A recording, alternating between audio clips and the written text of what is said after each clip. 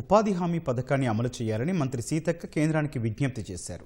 ఈ మేరకు వీబీజీ రామ్జీ పథకం అమలుపై ఢిల్లీలో కేంద్ర గ్రామీణాభివృద్ధి శాఖ మంత్రి శివరాజ్ సింగ్ అన్ని రాష్ట్రాల మంత్రులు, అధికారులతో సమావేశం నిర్వహించారు. రాష్ట్ర ప్రభుత్వం తరపున మంత్రి సీతక్క హాజరై తెలంగాణ అభ్యంతరాలను వివరిస్తూ కేంద్రానికి లేఖ ఇచ్చారు. వీబీజీ రామ్జీ పథకం వల్ల రాష్ట్రానికి ఆర్థికంగా ఇబ్బందులు ఏర్పడతాయని, అందుకే పాత చట్టాన్ని అమలు చేయాలని మంత్రి సీతక్క కేంద్రాన్ని కోరినట్లు తెలిపారు. ఈ యొక్క మహాత్మా గాంధీ గ్రామీణ అభివృద్ధి పథకం ఏదైతే ఉపాధి హామీ పథకం ఉందో, పేదల కోసం, కూలి ప్రజల కోసం, వలసలు నివారించడం కోసం తీసుకొచ్చినటువంటి చట్టం. దానికి పేరే కరువు చట్టం అని, 100 రోజుల పని అని పేరుంది.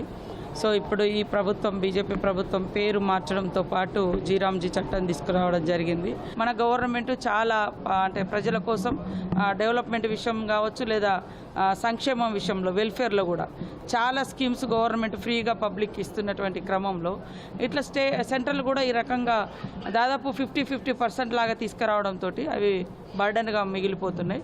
అందుకని మా రిక్వెస్ట్ ఏంటంటే, పాత చట్టం ఎట్లయితే ఎంజీఎన్ఆర్ఈజీఎస్లో ఉందో 100% వేజెస్ కానీ, అదేవిధంగా 75% మెటీరియల్ కాంపోనెంట్ కానీ అట్లా ఉంటే బాగుంటుంది అనేది మా సూచనలు, మా డిమాండ్ కూడా.